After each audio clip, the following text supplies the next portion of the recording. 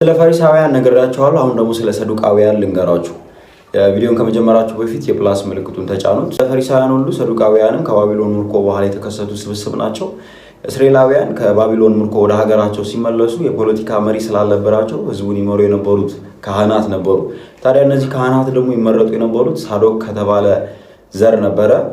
በዚህ ምክንያት በሳዶቅ ምክንያት ሰዱቃውያን ሊባሉ ችለዋል። የግሪክ መንግስት ተነስቶ ዓለምን በተቆጣጠረበት ዘመን በተለይ በታላቁ እስክንድር ዘመን ህዝቡን ይመሩ የነበሩት ካህናት ከግሪክ መንግስት ጋር ተስማምተው ስልጣናቸውን አስጠብቀው ነበረ። በዚህ ምክንያት የግሪክ ባህልና ፍልስፍና ወደ እስራኤል መጥቶ ተጽዕኖ አሳድሮ ነበረ። የአባቶቻችን ወግና ስርዓት መጠበቅ አለበት ከሚሉት ከፈሪሳውያን ጋራ በዚህ ምክንያት አጣልቷቸው ነበረ።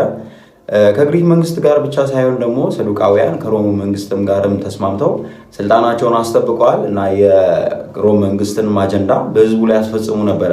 የቤተ ክህነቱን ስልጣን ሙሉ በሙሉ ተቆጣጥረው ንብረቱን በእነሱ እጅ ስለነበረ እጅግ በጣም ይናጠጡ ሀብታሞች ናቸው። ህዝቡም ደግሞ የመንግስት ጀሌዎች ናቸው በሚል አይወዷቸውም ነበረ።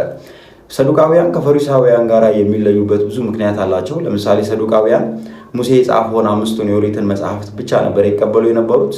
ፈሪሳውያን ግን አብዛኛውን የብሉይ መጽሐፍቶችን ይቀበላሉ። ከዚህ በተጨማሪም ሰዱቃውያን በመላእክትና በሰይጣን መኖር አያምኑም። እንደዚሁም በትንሣኤ ሙታን ሰዎች ድጋሚ ይነሳሉ የሚል እምነት የላቸውም። ቪዲዮ ከተመቻችሁ ፎሎ፣ ሼር ማድረጉን እንዳረሱ